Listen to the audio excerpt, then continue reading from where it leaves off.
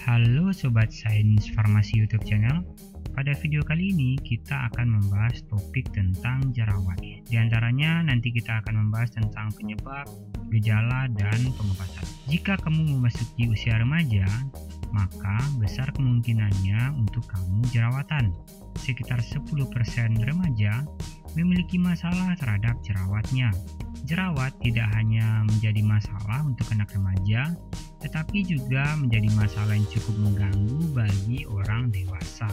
Faktanya, memang jerawatan merupakan pertanda bahwa seseorang tadi sudah beranjak dewasa. Tetapi seringkali hal ini bukanlah menjadi perkara yang mudah.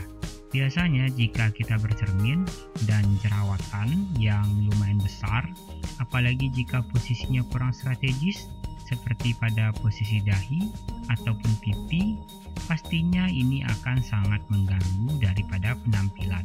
Kabar baiknya, kamu bisa belajar sedikit tentang jerawat dan apa yang boleh kamu lakukan dan nggak boleh yang kamu lakukan dengan jerawat kamu. Menjalani beberapa langkah mudah ini mungkin akan membantu kamu untuk merasa lebih baik dengan wajah kamu. Apa itu jerawat dan bagaimana bentuknya? Papula, pustula, komedo hitam, komedo putih, nodul, dan kista adalah tipe-tipe daripada jerawat. Jerawat adalah masalah yang paling sering ditemui. Umumnya muncul pada saat masa pubertas dengan rentang usia 12 hingga 24 tahun. Karena pada masa-masa tersebut, kelenjar sebaceus yang berada pada dasar folikel rambut itu mulai aktif. Kelenjar tersebut memproduksi minyak pada pori-pori wajah, dan saat minyak tersebut bersatu dengan kotoran, maka proses pembentukan jerawat akan dimulai. Namun jerawat juga bisa muncul pada usia berapapun. Jerawat bukanlah penyakit yang berbahaya, tetapi jerawat bisa menimbulkan bekas pada wajah dan bisa menjadi masalah serius, dan khususnya bagi kaum hawa. Penanganan jerawat tergantung daripada penyebab dan tingkat keparahannya. Maka daripada itu, kenalilah macam-macam daripada tipe jerawat ini, sobat ya. Yang pertama adalah papula.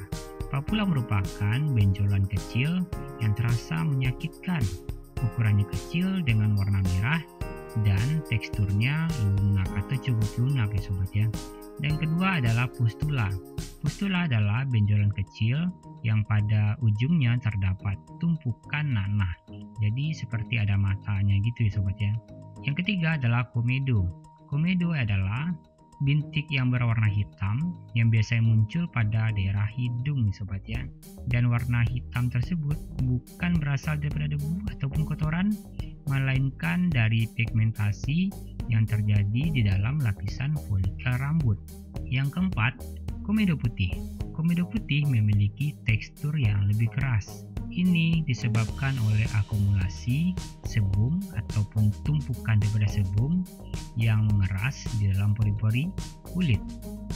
Jika dilihat sekilas, bintik komedo putih hampir serupa dengan komedo hitam. Yang terakhir adalah nodul ataupun kista. Nodul dan kista termasuk kategori jerawat parah.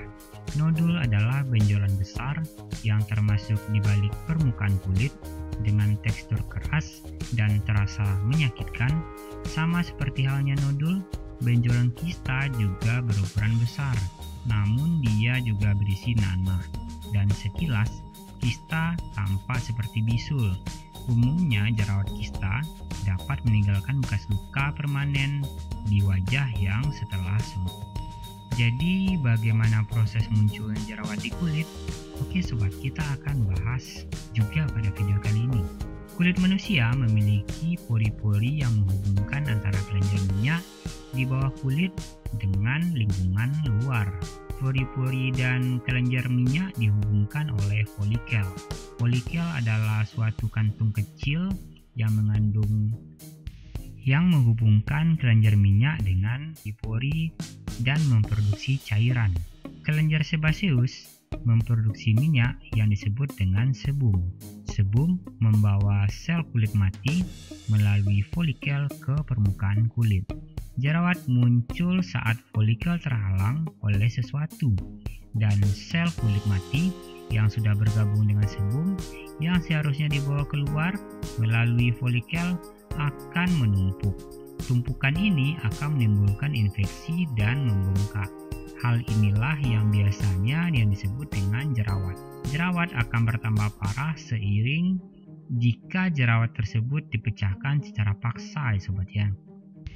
Acne vulgaris merupakan salah satu zat asing yang dapat mencetuskan jerawat.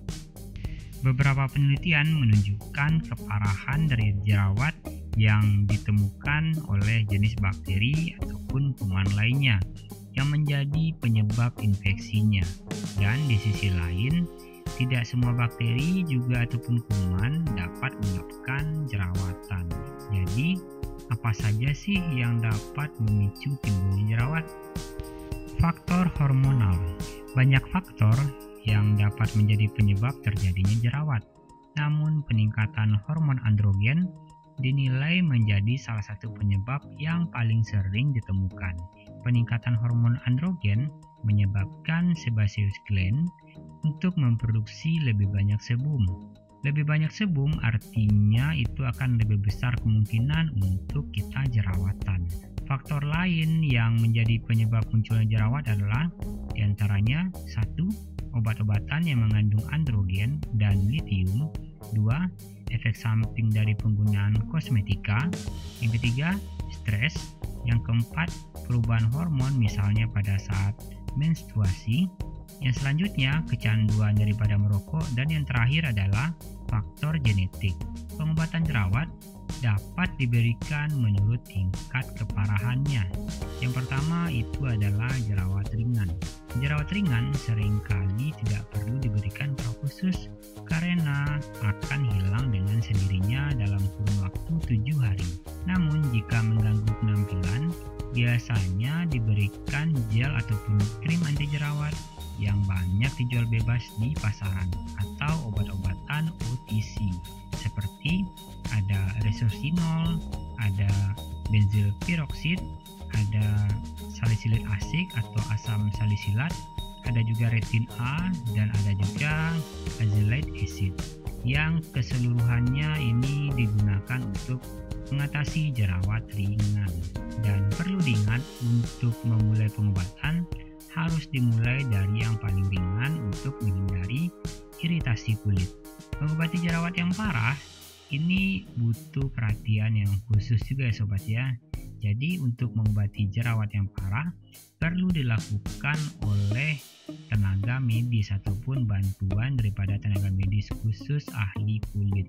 Contoh pengobatannya ada injeksi kortikosteroid, berikutnya ada pemberian antibiotik oral maupun topikal, berikutnya ada pemberian obat kontrasepsi untuk wanita dengan kelainan hormonal, terus lagi isotretinoin. Obat ini merupakan obat keras yang harus diberikan oleh ahli seperti atau resep dokter, dan mencegah lebih baik daripada mengobati. Jadi lebih baik mencegah daripada mengobati sobat ya. Banyak hal yang bisa kita lakukan sendiri di rumah untuk mencegah munculnya jerawat, dari penggunaan berbagai jenis masker hingga melakukan pola hidup sehat. Jadi 4 saran untuk menghindari jerawat adalah: 1. Mengatur pola makan. Biasanya memang masih jelas tidak ada hubungan langsung dengan kedua. Namun makanan berlemak, pedas, dan tinggi gula juga dilaporkan dari hasil penelitian akan menimbulkan jerawat. Sebaliknya, makanan dengan kaya vitamin A, E, atau provitamin A dan provitamin E, serta zinc juga dilaporkan memiliki kemampuan untuk mencegah munculnya jerawat. Saran yang kedua adalah rutin membersihkan wajah. Rutin membersihkan wajah dapat membantu untuk terhindar dari masalah kulit, termasuk jerawat batu. Bersihkanlah jerawat 2 kali sehari sebelum beraktivitas dan pada waktu malam hari. Pilihlah pembersih wajah yang mampu membersihkan kotoran serta minyak pada wajahmu. Saat sedang berjerawat, hindarilah penggunaan sabun muka dengan berbahan scrub yang justru dapat mengiritasi kulit.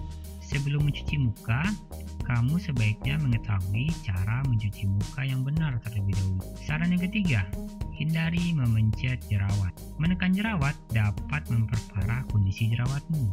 Sering memencet jerawat yang sedang meradang bukan berarti akan mengurangi jerawat yang timbul, tetapi malah akan memperparah kondisi sekaligus akan meningkatkan risiko kemunculannya kembali. Saran yang keempat adalah jangan salah pilih produk kecantikan ataupun kosmetik. Salah memilih produk kosmetik akan memperburuk kondisi kulitmu yang berjerawat. Menggunakan produk kosmetik mungkin dapat memperburuk kulit pada bagian jerawat. Cobalah untuk memilih produk yang mencantumkan label non-komunogenik dan produk bebas minyak lainnya. Produk tersebut dinilai dapat membantu untuk menghindari dari masalah jerawat pada kulit. Oke sobat sains farmasi, thank you banget yang udah nonton video ini sampai habis dan sampai jumpa di video selanjutnya.